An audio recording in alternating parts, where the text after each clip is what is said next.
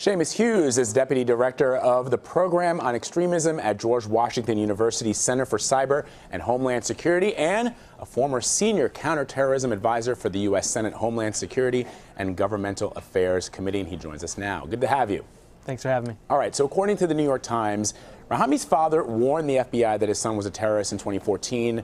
Our National Homeland Security correspondent Jeff Pegues says that he may have recanted that. If it turns out that he did notify the FBI, though, what do you make of that? So it looks like in 2014 it was an assessment, which is the lowest form of investigation the FBI can do. They get hundreds of those a day or a week. So the question becomes, is it a call? Is it a credible thing? But see, we've seen this play out time and time again, whether look at the Orlando shooting or San Bernardino or Boston. The FBI has done initial assessments. It speaks to how hard it is to figure out when someone's going from radical thought to violent action. It's a very difficult balancing act the FBI has to do. And the FBI say, along with the NYPD, that they're not looking for any other suspects, but sources also say he's not cooperating. So in your estimation, does it appear that he may have acted alone? Yeah, I have a lot of friends, old colleagues in New York and New Jersey who've been spending a lot of sleepless nights running down leads. So right now they're going through all of the cell phone records, the social media, friends and family to figure out whether he acted alone. Initial reactions look like he does. The real question is going to come down to what's the bomb look like, right? Is it something that he could make by himself, or is it something he needed training to do? And that'll shake out in the next couple weeks. So we don't know his motive, but we do know that he traveled to Pakistan, he traveled to Afghanistan, and some of his writings reveal a possible interest in radical ideologies like those of Al-Qaeda and Boko Haram. If it turns out that he's linked to a jihadi group, should we be worried, or does this show that they don't have the capabilities to carry out a large-scale attack like they did on 9/11? In other words, the idea that perhaps if it turns out that he is linked to Al-Qaeda, for example, 15, 16 years ago, they launched an attack, 9/11. Today, they've got this guy who turns out to be sleeping in the doorway of a bar, putting a couple of homemade bombs on the streets of New York.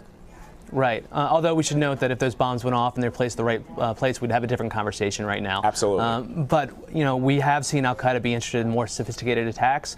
But now they're dealing with, Al-Qaeda and ISIS are dealing with homegrown terrorists, which don't have the same level of sophistication. They're able to kill, whether you see Orlando or just recently over the weekend, the individual in St. Cloud, Minnesota, who stabbed 9 people. So you're seeing this low level of attacks. Unfortunately, we may see this as the new normal. There's a level of randomness behind it that is concerning, but I think the ugly reality is we're going to have to deal with this kind of level of threat. Give us an insight into this cleric, Anwar al-Awlaki, because his name is popping up a lot more now in some of the rantings of would-be jihadis, people online, even more so in some cases than Osama bin Laden. Why is that? Yeah, Awlaki was essentially a trailblazer. He had the ability, an American who had the ability to translate very difficult religious texts and perceived religious obligations and essentially act as a spiritual sanctioner for individuals. And he's been linked to a number of different plots, not only just a propagandist, but also operational. I just spent a year and a half in the Senate doing an investigation of the Fort Hood attacks, and then Major Nadal Hassan, the perpetrator there, had communicated with Anwar al-Awlaki. He's a guy, despite his death, still has resonance. We still see him playing out online. We still see would-be jihadists online talking about Sheikh al-Awlaki. All right, let me ask you a question, a political question here. Donald Trump is supporting profiling. Will that help keep us safer, or will it further play into the claims by radical groups?